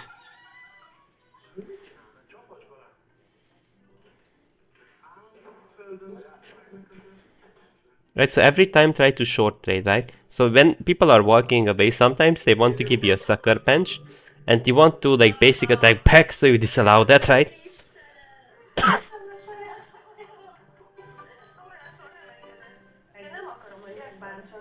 And when you have your grasp, you have a little more auto range than Fiora, with 25, so you could sort of try to outspace her and go for a basic, just sneak in a basic attack, but it's a bit inconsistent. You can like trick one basic attack in it, but it's not very consistent.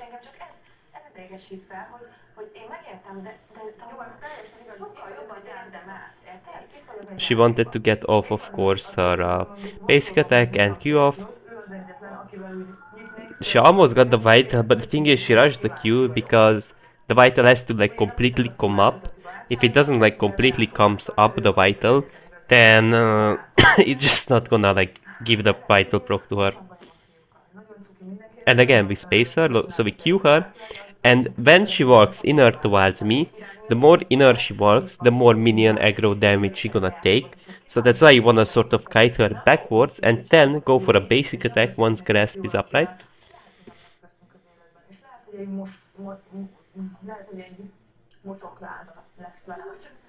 So that's the other key thing as well. Like ideally, if she forces without grasp being stacked, then that's gonna be often in your favor.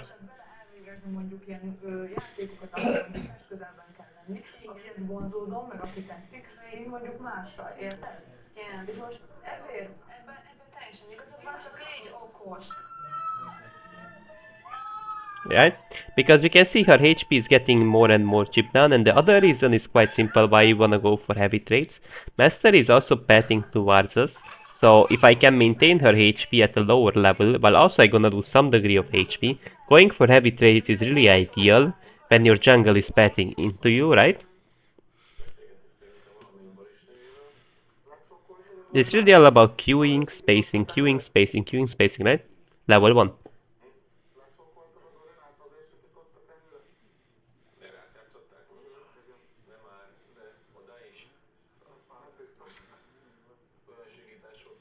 A lot of them do ego D-Blade, and they will have less sustain into my poke, so if you play properly, and you don't fall for a level 1 Conqueror all-in or something, or to her parry, then that will feel to be really bad if they are super greedy.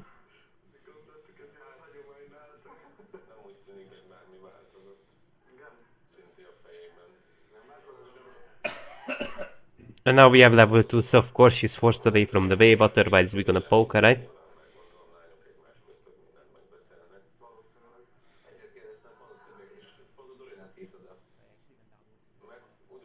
Yeah, in case he just, like, I know his top starts, no, but it has a random chance he comes back, so I wanted to level, so I was like, maybe he won't skip Krugs, and after Raptors he gonna come back top.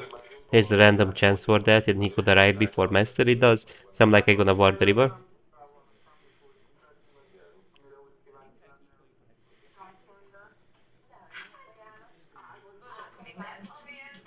Yeah, a little bit I messed it up there.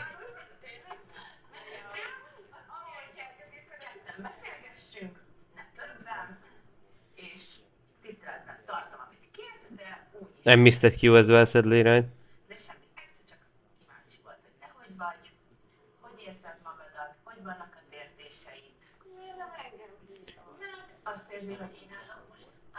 Pay attention, now pay attention.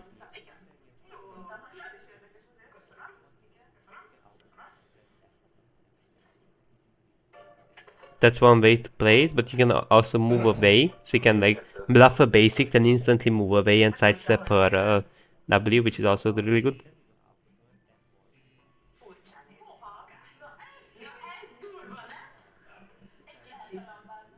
Right? Right, and I walk downwards a little to dodge her parry, and then we get our basic attack off.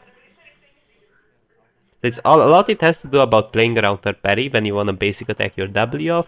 So you gotta like mind games things a little bit. If you wanna basic attack your W off, you can either bluff it or you can auto attack it off, then E away if she parries, or if you E in, then she will look for a parry, then you can look for a W, right? After you E if she W, so you can mind game her W for sure.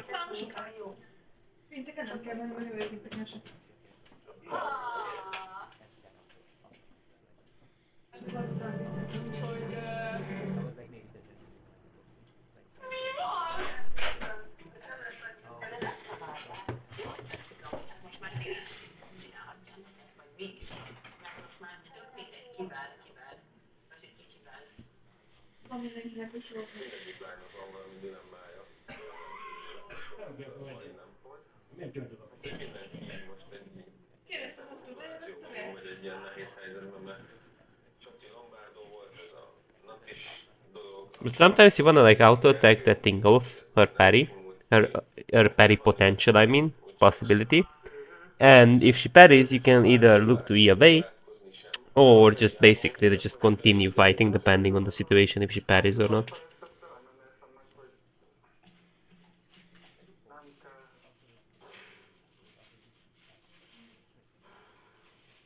Now indeed the laning phase is a bit more stale, she already recalled, right? But if you're scaling, that's totally fine.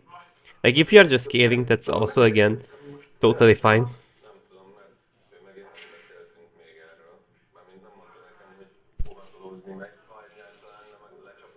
As if now like plates are also nerfed and snowballiness is also nerfed.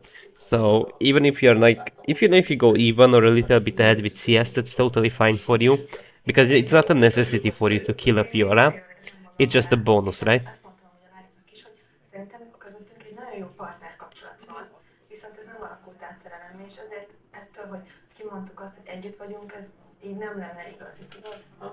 Actually has 110 damage, it has a long cooldown, but it has some AP damage actually.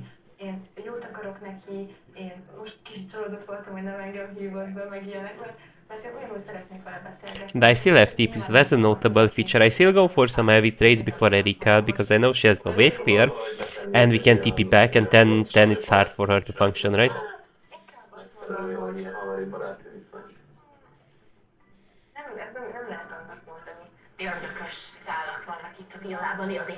That's the thing.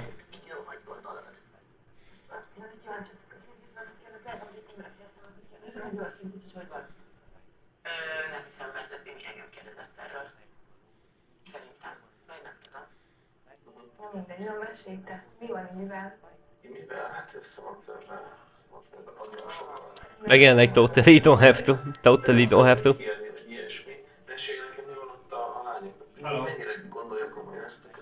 In here, I think I did go for like both Sunfire are fine to beat Fiora and of course Iceborne, but ideally if she goes Grasp, I would highly recommend to go Bramble. Even into Conqueror, it's fine to Bramble Rush. I'm just not sure why in the past I did buy actually Bami into Fiora. But if she has Grasp, I would say that just go for Bramble.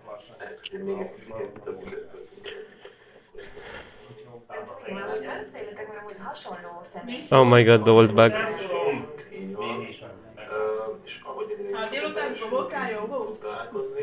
Úgy érzem egyébként, hogy így a külsőjek azok pedig úgy halványulnak el. Eddig területes voltam, vagy területes vagyok, igen. So in there we missed out a dive opportunity earlier on because I didn't poke enough, right? But at most I think there will be a kill in here. I think in here we'll have a... Like she's already poked down, she's a little behind with CS, and in here I think I'm looking for some short trades on their tower, I do believe, yeah?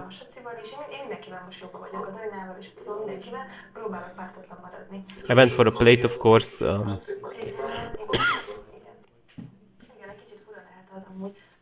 So Master is topside from one hand, and from the other hand, she's going kinda low, and she can't all in me, so basically right now it's very easy for me to look for a ult.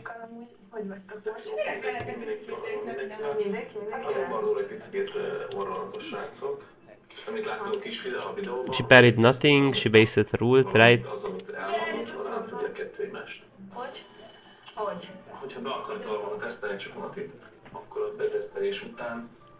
Thing is, you can also predict her flash if you choose, but if she has no flash, then he'll be very vulnerable. And then in here we just all in here and kill her. But ideally you should wait for the jungle in this type of scenarios. It just I rushed a little bit, right? But as if she had no parry. And so if my ult wouldn't connect, you don't have to force it, depending on your ult if connects or not. But then she has no flash and then he gets doped easily by E, right? So that's the thing, like it's really all about like mind gaming her W, spacing properly. And even if you just kill, that's again totally fine. Killing her is not a necessity, as I said it before. So that's it about the Fiora matchup. I would say let's jump to the Jax matchup, because that's kinda annoying for some people as well. Now let's talk about the Jax matchup specifically, right? Now, lots of them will go little tempo into Ornn, some of them will go grasp. Now the grasp matchups goes a little bit differently because the whole thing about the grasp matchup is that he has a better early game sustain, right? Overall, and his short rates are a little better, right? But his all-in is a bit more potent with lethal tempo, so it really has ups and downs. But let's go to lane. Ideally you need to Q-start even if you leash. Q-start is crucial for less hitting minions and short trading, spacing his E properly. And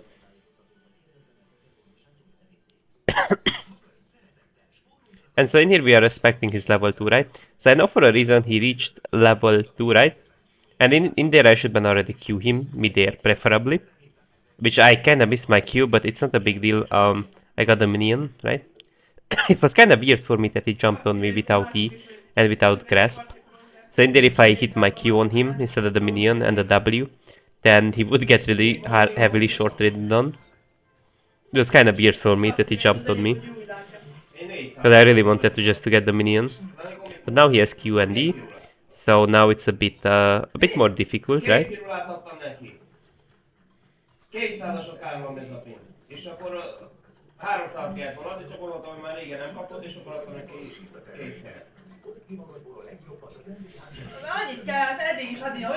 And so in here it's very simple. This is like your sweet spot. This is like your preferred spot as Ornn. Because in here you can perfectly short trade. As much as possible you should space his E, of course, right? And your goal is quite simple in here. Trade into him with grasp. As fast as it's up, of course. And in there I should ban Q that minion probably. Was a bit of a mistake on my part, of course. Obviously Jax will get prio into you because of his E and his basic attack speed, of course. So it won't be easy for you to, of course, get these priorities. But as much as possible you should aim to Just CS in this matchup, just scale, you know. It's not a big deal if you can't kill him. Even there I was baiting him. Because in there I could get the basic attack and W off, which is a decent trade. Right, so even though I wasn't reactive quickly enough with Q, it was still a decent trade. And even through my W again, like wasn't up in time either. So the same thing, you know, like 15 seconds. When he doesn't have E up, you can go for short trades with your basic attack grasp. If he has E up, you gotta like bluff a basic attack, Q him, walk away, E away if needed, if he jumps in, or E the ball, depends. And then you should aim to like look for a counter attack. But generally speaking, it's not that hard of a matchup as people assume. And in here he is, I space it, you perma space that, then you be in. Really easy. Keep going because we have popped the biscuit. So even though we were low on mana, I used the biscuit. Just so I have mana later on for a Q. He flashes it and that's fine, you know. We got his flash already. And his TP, right? Now in here I try to cancel his recall by chance in case he recalls, you know. I'm an annoying Ornn. But sadly he was an annoying Jax and he had biscuits, right? So I couldn't quite kill him there because he used his E and of course his other ability, his counter strike, so this was a bit annoying for me as well. I thought I get him, but I got biscuited, lol. Now if I had Ignite he would die there, but yeah. Now if I don't have Flash though, then it's kinda like I couldn't get close, right? So you kinda need Flash Ignite there to kill him, but I would say like you can go Ignite, TP, that's fine. But Flash into the enemy team used to be quite nice, you know, so... Overall, like I would say, it's kind of nice because they have like ganking, like everything in the enemy team can gank you, you know, and sometimes C is not enough to escape, right? So in there, I was just staying probably for some item. I think I was staying for some item components. Now in here I TP back, plain and simple. I miss my W because he jumps away. Then basically what happens, I grab short trade into him. And I hold the wave. I'm the annoying Ornn right now. We have refillable potion, we have HP. He doesn't have TP, neither flash. And the river plant isn't up either, so he just kinda has to take this freeze, right? He wants to contest it, he would love it. He would love to... Oh, and in here I pulled the minion wave a bit under, which was a bit of a mistake. So I wanted to freeze, but then I kinda messed it up a little bit, because the minions just walked a teensy bit under tower, right? I shouldn't pull it that hard downwards, because they somehow de-aggroed, right? That's what you shouldn't do, you shouldn't like pull them too hard downwards. That's fine though, because we are still in a good spot. Remember, he has no flash, and again, if we shorted enough into him, really easily we can find lethal damage with our ultimate, right? So this is perfect for you, because he's dead right now. And in here, I just E out, because we're not 6 yet, right? That also Twisted Fate ulted for some random reason. Now he does want to pick up the plant Jax, that's why he walked downwards, right? But the plant is exactly up, right? Now it doesn't really matter. It actually doesn't really matter because he's dead anyways when he comes back. I do believe I kill him. So again, it's quite simple. Short trades into a all-in. That's your general goal. In here it's quite simple. What will happen? I think I will all-in him soon. Just he needs to do a mistake. I'm baiting him to cancel my building, but he actually kind of like spaced my W, right? And in here he does the same thing. He wants to cancel my building, but now he gives up his jump, right? And what I will do in here, I think I will still manage to like finish my building, or let's see what's my next step. Yeah, I will. And again, the same thing. This works even in Master Plus. Don't ask why. It's just building an item component is such a big bait. So you can either use it as a bait, or you can build something. But either way, you're gonna get positively out of it, right? Very simple what happens there. He has no flash. Remember, he gave up his E and jump, right? We have steel biscuits, which I could then use it before or after his E. And so he's knocked up, but I'm stunned, right? I have tenacity runes, just as a note. And also my ult will arrive by the time he will come down, right? Right? We can see after that we can instantly ult and finish him off, right? Now I didn't even use my biscuits. If you want Darlin to be a bit more consistent in close fights, you can use your biscuit. I know Ornn quite well, and usually it's not a necessity, but you can make a fight to be more consistent if you use a biscuit. If you exactly know you won't die, then it's not needed. But like, it's really up to you, like how well you know your matchup. But usually I would say just use a biscuit, right? Into Jax I kinda don't like Iceborne. Just because he can parry it with his E, so I don't necessarily like Sheen, right? And I would just go with Sunfire because it goes through his counter strike, right? Because like mainly I want to like showcase laning phase. Now in here we have an advantage, and you gotta also know how to use your advantage, right? So with some slight mistakes here and there, like overall the Jax matchup does go quite well, of course. Then in here I note that they are forcing Herald and walking downwards. But sadly my Graves gets caught a little bit. I think they greeded a little bit before I arrived. That was the main issue. I tried to catch Jarvan, he queued away. Then I'm on the chase for the Jax and the, of course, Twisted Fate. So we are looking for something. I missed my E. And sadly we can't force much because my ult is not yet up. That's fine, life goes on, we couldn't catch anything, he stuns me for some reason.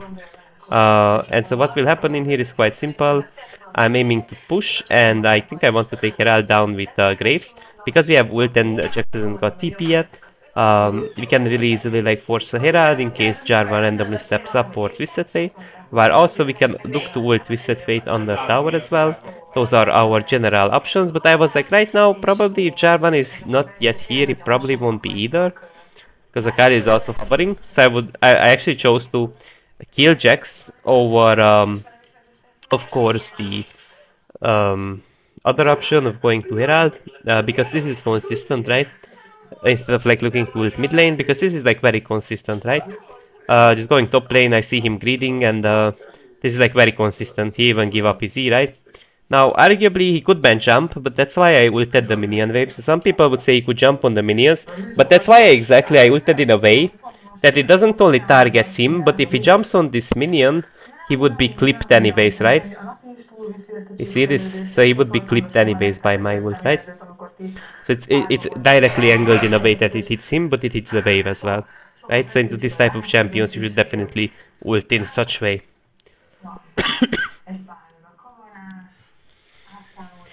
So again, just to wrap the matchup up again, before we reach the end, like, man, the laning phase very soon will end and I'm already dominating Jax. Your key thing is to just Q him in midair. If you can't, you should Q him after, disengage out of his E, look for a W on him. Mainly you should also like aim to like walk in level 1 if you can, if you Q started. Just try to like bluff a basic attack, Q him, bait his E out, and you can look for grasp trades. Mainly you should also like W or E his E stun as I did in all-ins.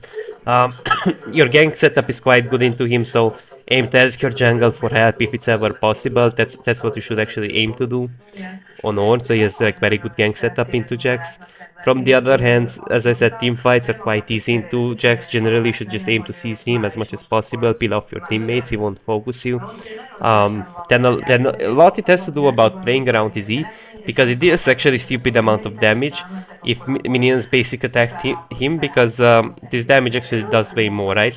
So it's increased by 100% if he's over the basic attack by minions.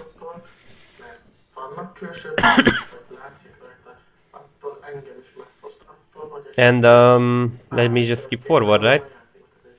He ults for no reason, he thought he can all-in me, then I BM him. Same to like emote if they do mistakes, because then they will be tilted. It's not the most sportsman-like, but that's like a cool little trick you can do, of course. Then I check on him. I didn't Q in time, sadly. It was like half a second slower than it should be, right? Then I recall as well. And I think pretty much soon, it's like laning phase is just pretty much over. Blades fall off very soon. And I'm even bot side right now, so aim to not go top lane. At this stage of the game, I think I TP'd bot lane because we could get bunch of kills. So in this type of like multi-kill situations, of course, don't TP top for Jax. you don't give a shit about Jax. In this type of situations, you should go bot lane and pick up some kills instead of like going for a non-stop on top lane for no reason. Because in here, playing for your team is more important than, of course, playing for top lane. Even though plates are still up, it's true. The bot lane plates are still up as well, so after killing the enemy bot, your own bot can really easily take the enemy plates, for example. So, generally speaking, you should rather choose this than going to top lane, right? And in it, like, the laning phase is pretty much over. That's what, like, you have to learn, like, how to that's how you handle the Jax matchup. Let's go to the next matchup. Let's say Gwen. Let's go for an AP matchup, right? Now, I didn't really find any footage of myself in this matchup, of course. I mainly found, of course, some older plays, me versus Gwen. But they're not very recent, so I decided to rather watch this video and explain you guys how to play the matchup. Generally, I would also recommend more phase rush, because it's hard to like trade into her Q. Well, also note that after 6 phase rush becomes super useful, but of course you can go Abyssal Mass, you can go Merc Threads into Gwen. Now Grasp is fine in lower ranks, but in higher ranks I like phase rush more, honestly, into Gwen. I played Grasp, it doesn't feel to be bad. Like, it doesn't feel to be bad, but like the positive side is like better early trades, and of course the other positive side is just very simple.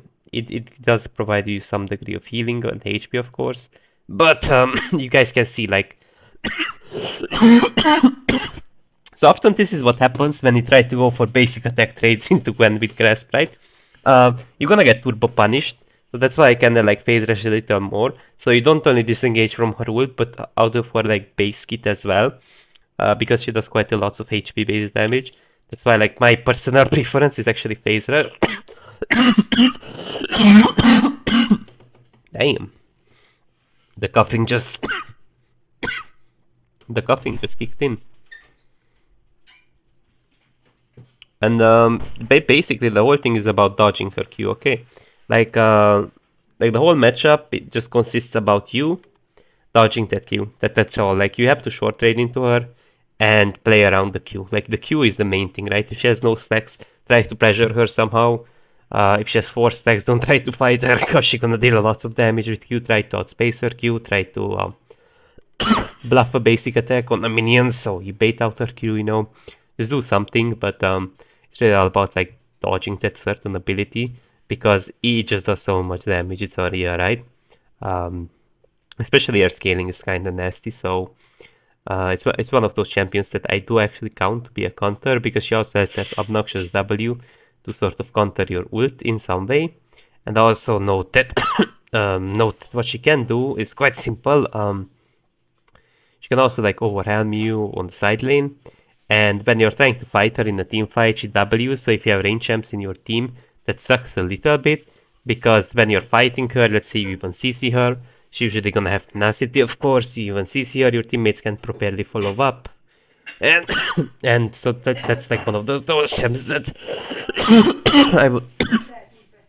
I would consider to be a AP counter. But we can see, like, on ganks you can actually rely, definitely, because you have gank setup, and her escapes are not the best. Like, she does have, they usually do play ghost, but her escapes are not the best beside like an E and a W. But W is not very useful into like melee champs like Zac, right? When it comes to escaping. So like in some matchups like Vayne as well, you can beat her in lower ranks with Comet. In higher ranks they will go Fleet, of course, and then it's like way harder, of course. What you really have to do is just quite simple. Just aim to actually rely a little bit on your jungle, and just get an ult off on those type of champs. Just get the gank, because some champs you're not supposed to beat, you know. Like, you can get better runes, you can get better items, but you're not like supposed to like beat them, you know. Like, some matchups are just like counters, you know, and that's fine, because like you can scale. Like, even if you just scale, that's totally fine with Ornn, right? Which I said before, you know, I said it plenty of times. But it's totally fine if you're just scaling. Okay. So in here, Big Wave is stacking up, so you don't want to go for heavy trades. Soon she will be 6, right? So, Makkro is also kind of like missing, so That's why our Ornn player in here is not too confident with stepping up and trading, right? So in here is a bit on the softer side with trades.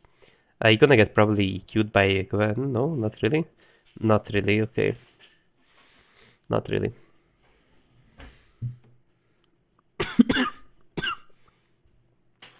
And look guys.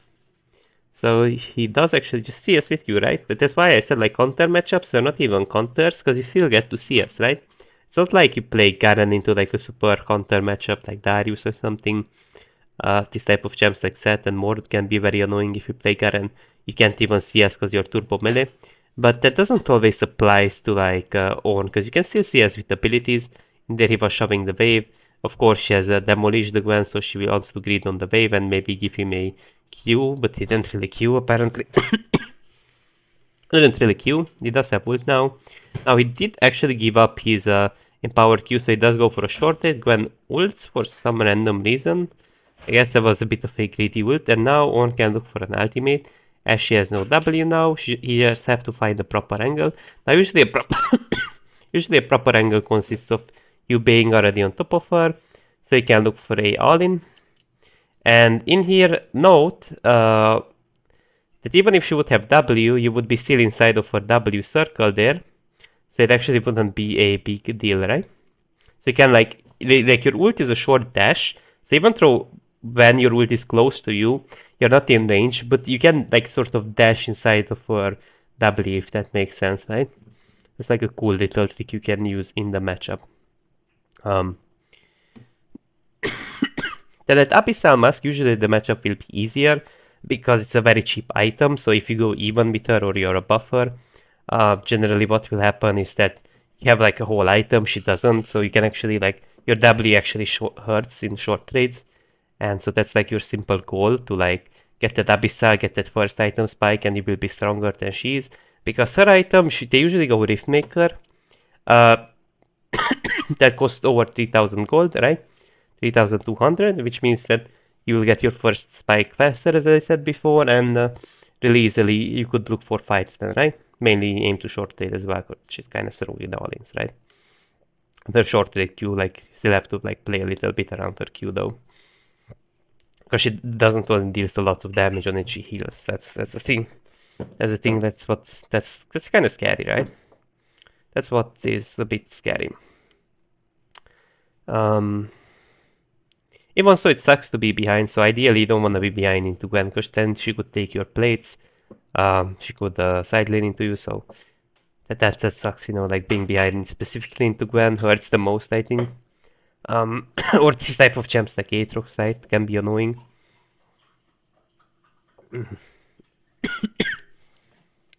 Coughing really kicked in in the last video.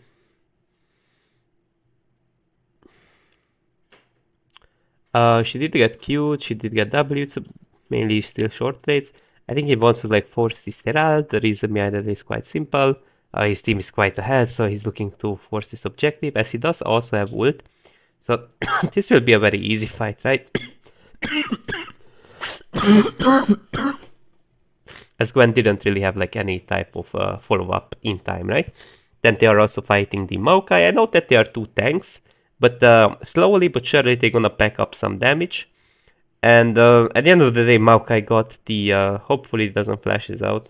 It doesn't flashes out, okay. So at the end of the day, Maokai got the Herald, but they still got 2 kills, which is value.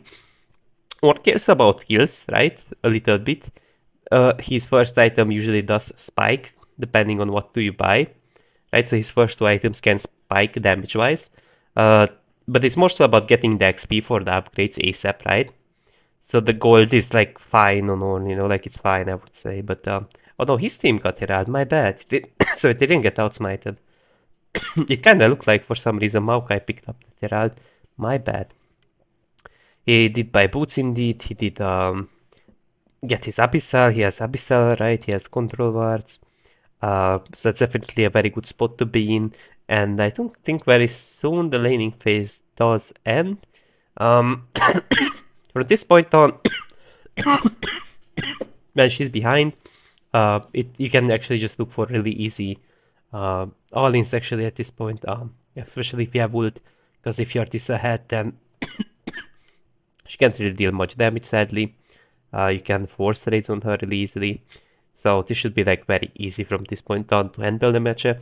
The difficult part is the early levels where she hurts so much, you don't have any MR, so till you get some MR like a null magic mantle at least, or preferably a Negatron cloak, till then she will deal lots of damage, but after it will be harder for her to damage too hard your HP bar, right? Then the matchup becomes like progressively softer and softer. The only problem is that her damage will scale up, and as I said, like inting is very bad. Like inting into Gwen feels to be very awful just because of her scaling. So that's what you like. You should at least like not int, you know. That's my opinion about the Gwen matchup. Like at least you should not int in it, even if you don't win it. But if you int it, it's gonna be the very awful. That matchup gonna be generally awful.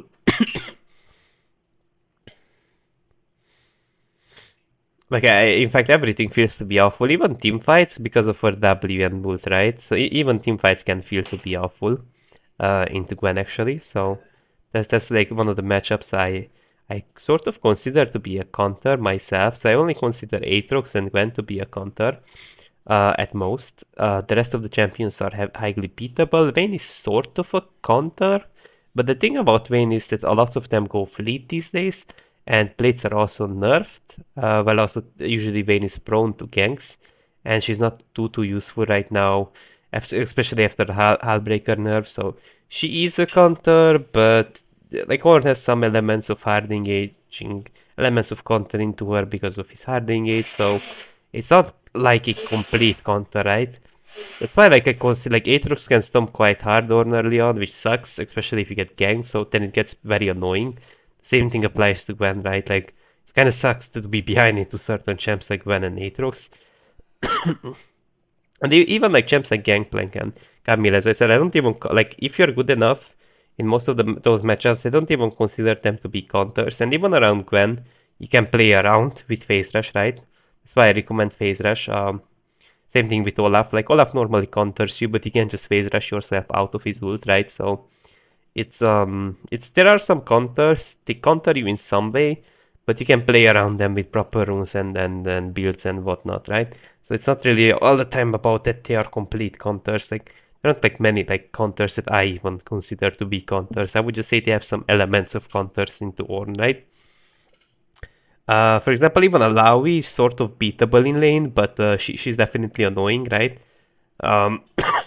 So she's one of those like potential counters to Ornn just because of the obnoxious laning phase. Then she gonna perma side lane, and it's kind of hard to collapse on her with your jungle just because of her ult. So if your jungle is melee, then it kind of sucks, but if your jungle is ranged, it doesn't suck that hard. Although if you don't int it, and things are going well because she doesn't have much escapes early on and she gets ganked, then things could go better, right? But it's really all about like some matchups. I would say like Alawi becomes like a bigger counter if you int her, right? So like some matchups are really just like big counters if you int them, right? That's my opinion, you know? Because then it's like very hard to like play into an Alawi if you inted her. So I think like certain champions, they become real counters when they are fed actually. And not necessarily if you go even with them, if that makes sense.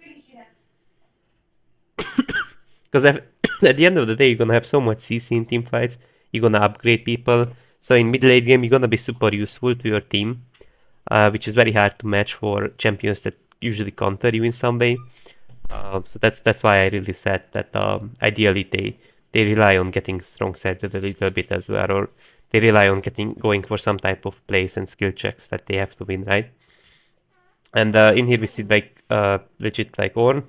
So Fat is just looking for an all-in, you know, Gwen doesn't even have first item, so it should be an easy kill for him. But I think that's pretty much it. I think laning phase is over and we already got like the laning phase mechanics that we need to master. I think that's it for now, guys, about the Ornn matchup, and I will do soon a outro as well. Now here is my outro. Note that on this account I used to be 700 plus LP Grandmaster, one game away like from Challenger, of course. And beside of that, last year, as I said before, I did actually go for Challenger as I scroll a little bit up. That's what I already said in the beginning of the video. But this only happened thanks to Makkro and thanks to his spreadsheet. So both his stream and his Bible or on Google Docs, however you want to name it, did actually help me a lot on my journey to rank up to Challenger on my other account, right, on Keanu Chungus. And mainly I played their Shen, of course, Ornn, and there was another champion, Aatrox. Aatrox Rumble, these were my general champs, but lots of my wins came actually from Ornn. Lots of like my education came from Makkro, of course. So thanks to him, actually, I have to say a thanks to him, of course. I actually did manage to overcome my difficult matchups, to develop my own thinking patterns in other matchups. So thankful to him, actually. I did actually manage to rank up, so 100%. His Google Docs will be linked in the comment section. This will help you a lot. And here you can also find his Discord, of course, his Twitch. So that's it for now, guys. Have a nice day.